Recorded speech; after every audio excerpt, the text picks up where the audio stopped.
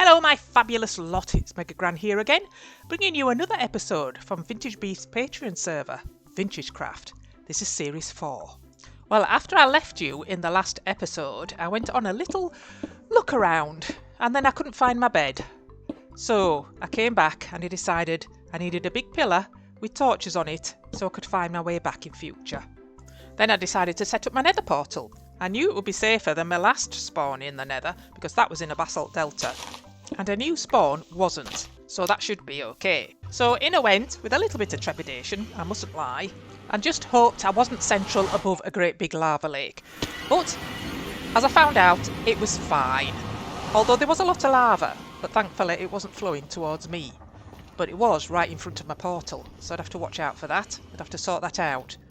So first things first, make it safe. And then I needed to get out of this little box I put myself in to see what I could see. Certainly a few portals around, so that was good. And I'd certainly have to plug that up. Once I got back, I was quite keen to have a little explore of my big hole. So I made sure I had enough torches to take me a little bit of the way, not all the way down. I wasn't expecting to go all the way down on this adventure. But I just wanted to have a little peek in to see what was what. So being very careful not to be too near the edge to get sniped off by a sneaky skelly, I had a peek over the edge. So when I went and off to the left, I don't know whether that was east or west, but off to the left to see what I could see. And there was nothing much on this side, although I could open it up a bit if I wanted to. So I was hoping for a spawner or two, maybe a spider spawner or a skelly spawner, or both. That'd be really cool, wouldn't it? Or even a lush cave somewhere down there. But that would be for a bit later, because there are a few caves over this side that I wanted to explore. And straight away, I could see a mob that thought he had a promise on, coming towards me, but I was ready for him. Got my shield and my sword, and as before, I just needed to get my timing right, which I still didn't have. I don't know why they get closer to me than I think they are, but they always do. Good grief. So on I went, placing torches and listening out for sounds. And the first one of them wasn't a good one, because that sounded like a baby zombie. I did hope it would be in some nearby cave, and carried on lighting up. This was going round in a really big circle, and then it went down, which I was glad of, but I could hear something coming towards me and I didn't know where it was coming from. But I persisted, I carried on. Ooh, a lot of gravel up there, let's have that down. Ho ho ho, nice. Now, lots of openings down here there was, and that was very deep. And I was very, very surprised that I didn't go down there with that skelly. So I'm glad that skelly went down first. Haha. So on I went with my intentions to light up everything as much as I could. And it wasn't that long before I actually spotted something that was of interest. It was a spawner, but what type was it? That's the thing. And with there being zombies all over the place, I guessed that it probably might be a zombie spawner. Yep, my suspicions were confirmed, and out poured the zombies. Only they seemed to be everywhere all of a sudden, so I made a hasty retreat in an effort to deactivate the spawner and despawn the zombies. So once it quieted down, I advanced cautiously, got my torch at the ready, and made a dash to get it on that spawner. And I was a little distracted by that enderman, so I didn't quite make it as quickly as I thought, and then rang the wrong way. So I did an about turn, made another hasty retreat, and managed to get over that gravel. Just proving that he who fights and runs away lives to fight another day. So it didn't take me long before I was back again. There was only one chest, but I was keen to find out what was in it. That enderman was still down there, of course, and there was a zombie coming towards me. But again, I was ready with my sword, and still no better with my timing. What am I like? But down he went, and I could focus on what was in that chest. No, not much good stuff at all. But there was an enderman. So I got his attention and tried my hand at getting another pearl. With nothing in his hand, I was hopeful, but alas, I was disappointed. I didn't do much more exploring in that cave, but when Smorph came on, I headed north to meet him at spawn, so we could go look for a lush cave in the resource world. I'd forgotten how precariously perched that portal was on the side of this mountain. And when I saw the man-made pathway there, I thought it was a straight path to the portal. But when I got there, I nearly fell to my death. I stopped just in time.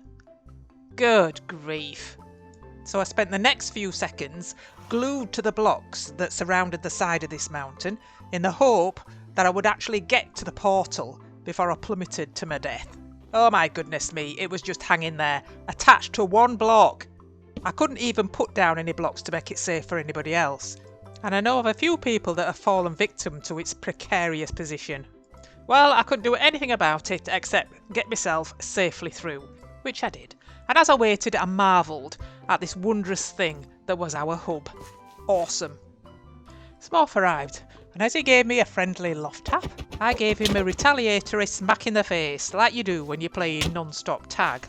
So off to the resource world we went. There was lots of resources to be had, and we could make as much mess as we wanted, which was awesome. Aiming for a mesa, we soon found ourselves in a mine shaft, with all its associated dangers, but a bit of distance and the use of a shield put paid to any damage that could have ensued. Oh, it's loud. And it wasn't far from here that we found what we were looking for. The first lush cave of our exploration. We disposed of a few mobs and jumped in without any hesitation whatsoever. Going up and down water sources was never my strong point, and I was quite surprised that I was able to stay inside this one. I must be getting better with practice, that's all I can say. But my fingers tend to do things you don't want them to do when you're actually panicking at staying inside something and wondering if you're going to drown or if you're going to fall out. Collecting spore blossoms at every opportunity was an absolute must. I found very quickly that it wasn't very easy to listen out for creepers. When you're walking on these moss blocks, it makes a very similar sound, so you very soon get complacent. Spotting spore blossoms was easier with practice. The other reason it was hard to spot creepers, besides the fact that they sounded like you when you walked on the moss, was that there was so much green around, so much variety of green, that you stopped looking for the green of the creeper until it was almost upon you. But again, a bit of distance and a shield put paid to their murderous intentions. Messy. And it didn't matter how high those spore blossoms were, I was determined to get them. This was a long way up. But I had the blocks, I had the determination, and I had the spore blossom. A few diamonds were had by all as well on that trip, and a bit of fortune made sure that I had quite a few by the time I left. Not bad at all. Not bad at all. Well, we were stuffed full, so it was time to go back and unload. And on the way back, I stuffed up that stream of lava that was right in front of the portal. Thankfully, there were no ghasts trying to knock me off, so that wasn't too bad. And 'cause the hub was going to be on level 90, I had a look to see where my portal should be, really. And moving it up to level 90, I'd also have to move it to the side, because it's exactly where the north-south tunnel would be. So I marked the level at which it needed to come up, and then I'd have to figure out where exactly to put it to be right. We also had a look at what was happening on the nether ceiling, and the nether was quite untidy at this point, but the hub was going to be built, so that would be fine. And there was lots going on the nether ceiling, and ice roads could be seen going off to the various farms that had been built already. Oh my goodness, I was amazed at how quickly people got things up and running. And soon we were back in the resource world on the way to the nether. Our thinking was that it was still early enough in game to find decent areas for mining ancient debris. So that's what our aim was. Smorph tackled the staircase down, and I made sure we knew where the portal was, and it was near as it could be to 00, so that was okay. I then had a quick look around for anything interesting. I found a fortress just over the hill, not far away from the portal, but that wasn't our focus. And on the way back from looking, I found a ghast. Oh my goodness, that was so close. And once I relieved it of its life, we got mining. Oh, I found one at last! Excellent. Pick it up, pick it up there. You left on my dick. Oh no! Oh! I just found one, Nice. 2, Nice. 3 pieces. No. Hang on! Oh, I found it! 2! Excellent. So you caught 3! it. You're having a laugh. I'm not! Says after pocket lava, I just dig 2 blocks over and come back. Oh, nice. Oh, just another piece. Okay. Oh, another 2 pieces! Another 3 pieces! Oh my god! Wow. If I had to put behind that first one, I would.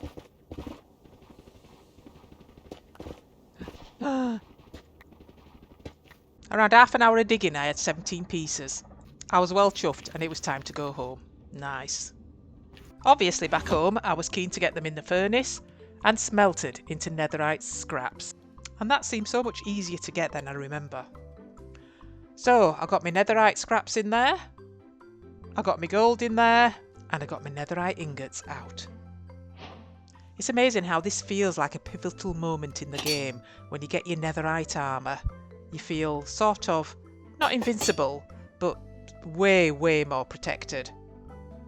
I know it wasn't enchanted, that was still to come, but the fact that I got netherite on my armour, oh, I was so chuffed about that. And I loved that achievement. Just the sound of it was very warming. Lovely. So the next job I got on with was making a tunnel back to the starter base so that it'd be easier to transfer a lot of my stuff over. So I started with my tunnel where it was in the nether, and I went up to the ceiling to make the tunnel. Under the safety of my ladders, it wasn't long before I got to the nether ceiling. There it was. So I made the tunnel just underneath there. And it wasn't long before I came across tunnels with signs in as well. And I was really chuffed to see the sign for Spawn and Dr. Whoops's. Awesome. And I made sure our tunnel was well signposted at every intersection and every turn. And there's quite a few of them. So then it was time to get down to some building. And I thought I'll build a little cottage just overlooking the hole where I'd be working. But then I thought, you know, I think I'll build it a little bit bigger. Same cottage, but bigger. That meant I needed to think a little bit bigger for the roof as well. So I started off with doubling some of the sizes of the windows. But then of course I had to stand back when it came to the roof to make sure that it didn't look ridiculous. And as I was contemplating the shape and size of my roof, I spotted a neighbour who had come to say a welcoming hello. It was Hojop, who was riding a new horse. His other one perished going through a portal. And his use of neighbour made me chuckle. Well, he invited me over to have a look at his rock. And it looked quite interesting actually. And as I got closer, it looked even more interesting. There was a great big hole in the rock and an underwater section as well, which I won't show you because I don't want it to be a spoiler. I had a really good look round. It looked quite fascinating. I can't imagine what he would do with it, but I bet it was good. And he gave me a spyglass. I'd never had one before. And that looked quite good. It was a bit better than the sea on the Optifine because that sort of, I find it quite hard to control. But this was quite good. I tried to look at his hill, but all I saw was him. Him looking at me and me looking at him. Oh dear. So I finished the outside of my house and I put a few extra bits on this one. I put a chimney on for a start off. And you can't have a chimney without a fire. So I put a fire downstairs and upstairs in the house to make me warm and cosy. And as I stood back and had a look at it, I was quite chuffed. Oh, I quite liked how it looked. I just wanted to do the greenery bit now because I think it always looks better.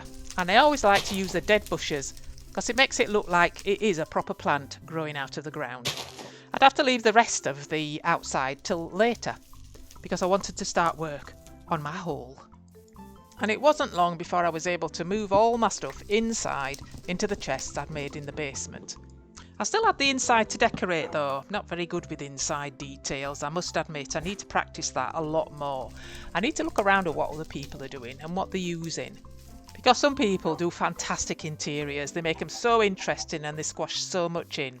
I collected eggs for a chicken cooker. There's quite a few of them in the end. Had some sheep and I did some veggies.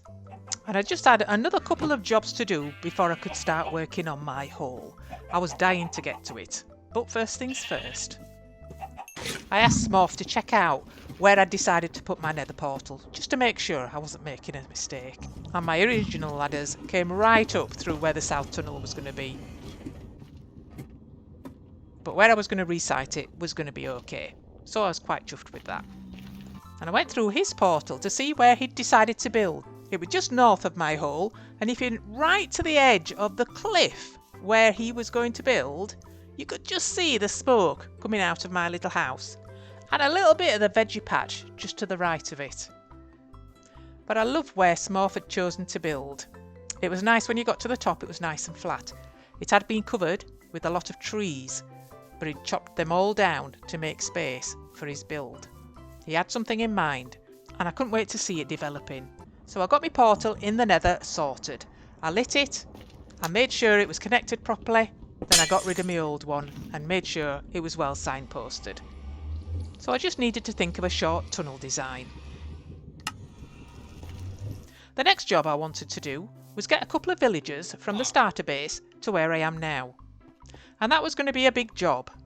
And although it was clear they were very fond of each other, I'm afraid they'd have to travel separately. So I studied the map quite closely and found a convenient waterway that went from here to my new base. It was just a matter of getting them to the sea. I thought it might be a little bit difficult, but things were going fairly smoothly in the beginning. Until I got to this bit here. But then with a bit of thought, I thought, well, in a boat, they should make it down there. And if I made a little tunnel here, I should get to the sea without a problem. So that's what I tried. So I secured the second villager and off we went. And the first bit was okay, because we were on sort of level ground. And then we got to this bit, and it was a bit awkward to see. So I had to get out and have a good look and make sure I was in the right place. And I think I was. So we had to see whether we could get down there just by floating the boat. And it did. It did really well. This was the biggest bit. And that went well too. So I kept my fingers crossed and carried on. And before I knew it, I was floating down towards the sea. And there we were. That was so good. So now it was just to negotiate the waterway. I kept my eye on the din map just to make sure I was going in the right direction.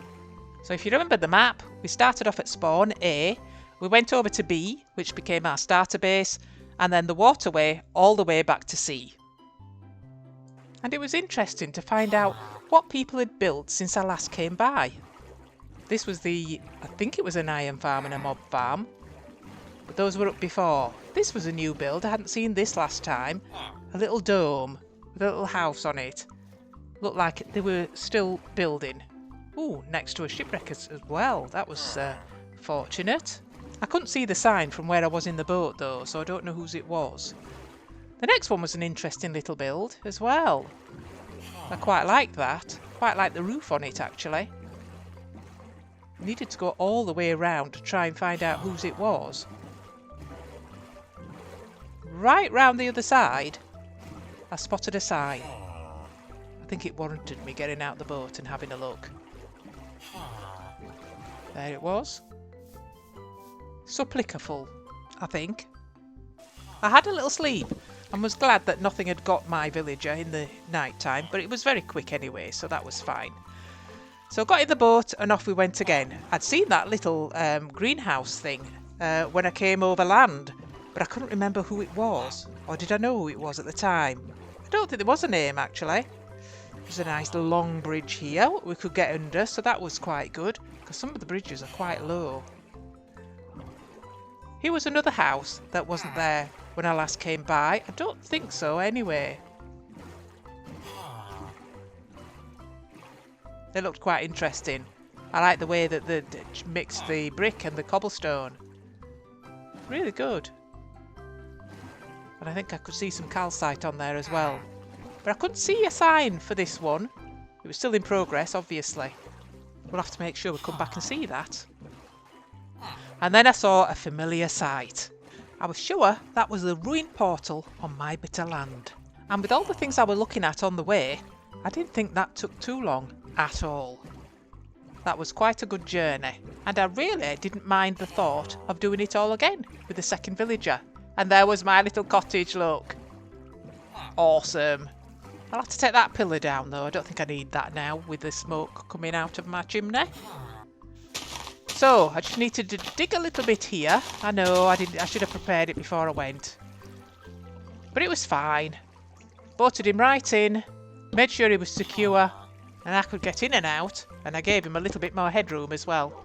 So I just needed to get him out the boat. Could I do it without injuring him? Not too good at this, but that went without a hitch.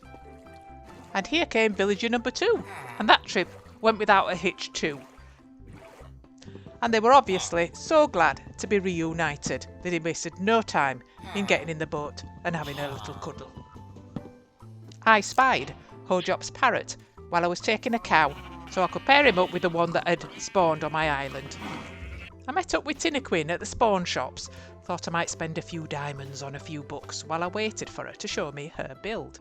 So I got spent quite a few diamonds, and I was quite ready to follow her when she was ready. So off we went, and I followed her as she led me out to the shopping district. Hadn't been here very much at all, and I still found it a little bit confusing about where to go. But we were soon at Tinaquin's place. I love the colour she'd chosen for the roof. It just suited the whole build. The white walls and that roof. It looked gorgeous. I needed to step back and have a good look at it. I love the different levels. Yeah, and I could see the inspiration from Etho's build. I had seen that video. That's gorgeous. I loved all the flowers on the outside as well. She got balconies there. And as I walked round it, the different elevations looked absolutely stunning. Really did. I love those levels on the roofs. I kept having to go around. There was something new to see on each side. So this was the front entrance. And I love the flooring. She hadn't finished the details on the inside, but it already looked really nice. There was a kitchen just around there. That looked really nice as well. And the things she should use for the plants. Oh, I'm going to have to do some inside detail on mine. Very nice. She'd got an upstairs. She'd got balconies on them. And the views were fairly interesting as well. Nice. I really liked it. I liked it a lot. It was quite spacious as well. It felt really roomy. It didn't look this big from the outside. Nice. Yeah, really enjoyed looking at Tinaquin's build. So I had one last look, and then she pointed me to Blaine's house, which is just across the river. So I thought I'll pop across there as well and see if he'll let me look at his build. He was here. He was a bee man. There was loads of bees here. Look at them all. Oh, wow. He had lots of copper weathering. I'm not quite sure what it was for. But when I looked at his little house, I loved that as well. He'd put quite a lot of detail into it. I really liked that. I really liked the palette. Lots of bees everywhere. Oh, wow. This was so nice. I love bees myself. And that was a chimney. I hadn't noticed that when I came past it. I had to go for a closer look. And this pathway. I do mind pathways a little bit like this, but I have a lot more greenery and fences around the outside. So now it was back to the Nether. I had a little appointment with a blaze. I needed some more blaze rods. But this time I had better armour, I had a potion, and I had my shield. So I hoped it would be different. Although there was a bit of a bug with potions, and I hadn't noticed that there were no particles coming off me when I'd taken mine. So I really wasn't protected. But I had a looted sword, so I did get a few blaze rods. And I was just typing in chat to Jess that I was prepared, and I had heard about the potions bug when I got attacked by two blazes at once, and I was just overwhelmed. And well, death number 2. Oh my goodness me. So I grabbed some essentials I needed, and I legged it back to where I'd lost all my stuff. Again. I was surprised that there were no blazes about, so I could just run in, pick everything up, and run out again. And I just carried on running. I wanted to get home. I'd had enough. And it made me feel better that everybody was really glad that I'd got all my stuff back. What a nice lot. So now it was really time for me to start work on my haul. I needed spruce. I needed a lot of spruce. So I made a little patch just by the house, and I planted 2x2 spruce trees. Now I started off with oak, and I'm not quite sure why I did that. probably because I didn't really know what I was doing. But I was thinking of a tree, a massive, massive tree. And these were the roots of that tree. And the roots were going to spread out all along the sides, all down to the front and round the back. And it didn't take me long before I was suspicious that I might become a cropper in that hole down there. So I decided to cover the hole until I'd finished my tree. So I set about with some dirt and filled the top of the hole up, which I must admit made me feel a lot safer. It was still would be a big drop from the top, but with Feather Falling 4, I wasn't too bothered about that. And each time I completed a bit of the root system, I just came away, stood back to see what I could see. And it was developing not too badly at all. So I did a bit more. It was going well, I think. I quite liked the way I'd spread everything out. Yeah. So it was time to change the oak for the spruce that I'd intended. But then it came all too apparent what I was doing, and I was spotted. And all of a sudden, I felt just so exposed. But I carried on regardless.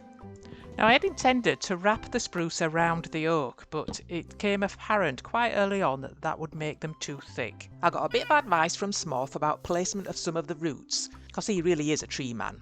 I stepped back and was quite pleased with the outcome, and I started working on the trunk. On one of the breaks from building my tree, I had a look at what Smorph had achieved up on his hill. And he had achieved a lot. I could not believe how much progress he had made on his build. He was still working on this building when I came to see him, but he'd done several other buildings already, and they looked fabulous. His palette went together so well. I love the strip spruce. I love the way he used trapdoors and the stairs on the corners. Really nice. Really nice. That was his portal room. He'd just got one lonely sheep in there. Needed a few more, I think. And some cows.